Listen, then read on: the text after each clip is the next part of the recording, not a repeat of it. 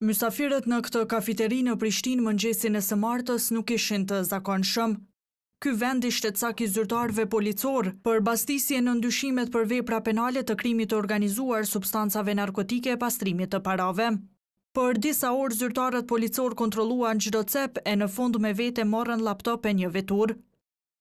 Por ky nuk ishte lokacioni vetëm që zyrtarët policor bastisën, me që aksione u zhvilluan edhe në Pej, Prizren, Viti e Drenas. Gjatë aksionit pati edhe të arrestuar. 5 persona janë ndaluar me vendim të prokurorit special për 48 orë në ndyshimin për përfshirje në veprat penale, pjesëmarrje ose organizimi i grupit kriminal të organizuar, blerje, posedim, shpërndarje dhe shitja e paautorizuar e narkotikëve, si dhe pastrimi i parave. Sipas komunikatës së përbashkët të Policisë së Kosovës e Prokurorisë Speciale, gjatë bastisjes janë gjetur e janë sekuestruar prova e pasuritë të ndryshme.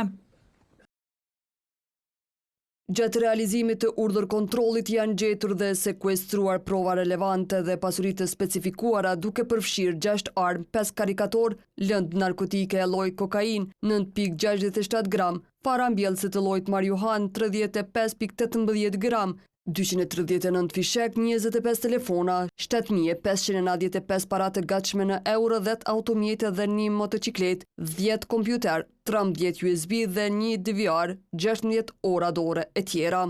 Disa prej të arrestuarve ishin të njohur për organet e drejtësisë, me që ndaj tyre kishte edhe akgjykime dënuese. Në shkurt të këtij viti, të dyshuarin D.Sh. Gjykata Themelore në Pej e pati shpallur fajtor për posedim të narkotikëve të llojit kokain, por e dënoi vetëm me xhop 700 euro. Për të njëjtën vepër penale, Gjykata Themelore në Prishtinë e pati shpallur fajtor edhe të dyshuarin I.B. dhe ishte dënuar me burgim prej 3 vite 6 muaj, si dhe 2.000 euro xhop.